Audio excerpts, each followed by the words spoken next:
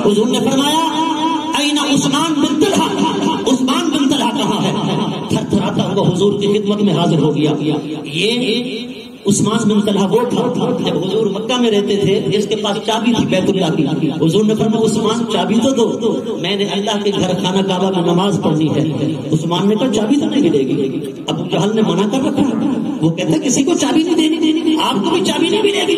حضور نے فرمایا عثمان یہ وقت یاد رکھ، ایک وہ وقت بھی آئے گا یہ چابی میرے ہاتھ میں ہوگی، میں جس کو چاہوں گا عطا کر دوں گا، جس کو چاہوں گا اسے عطا کر دوں گا. عثمان کہتے ہیں آپ کے پاس یہ تو ممکن ہی نہیں ہے. آج سرکار نے جب بلایا 8 سال کے بعد عثمان کو، جو چابی بردار ہے خانہ کعبہ کا، فرمایا عثمان آؤ میرے پاس، چابی میرے حوالے کرو.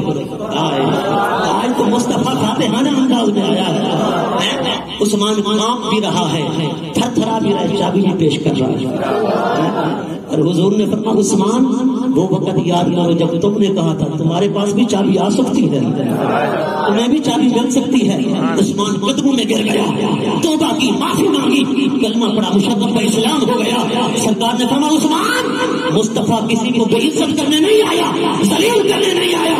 اے عثمان چابی تیرے پاس تھی پہلے بھی، اب چونکہ تو مسلمان ہو گیا ہے اب بھی میں مصطفیٰ تجھے عطا کروں. میں چاہوں تو کسی اور کو دے سکتا ہوں لیکن چابی تجھے عطا کر رہا ہوں. کیوں؟ مصطفیٰ عزت والے کو عزت دینے آیا ہے، سرداروں کو سرداری دینے آیا ہے، عظمت والوں کو عظمت دینے آیا ہے، شان والوں کو شوکت بخشنے آیا ہے.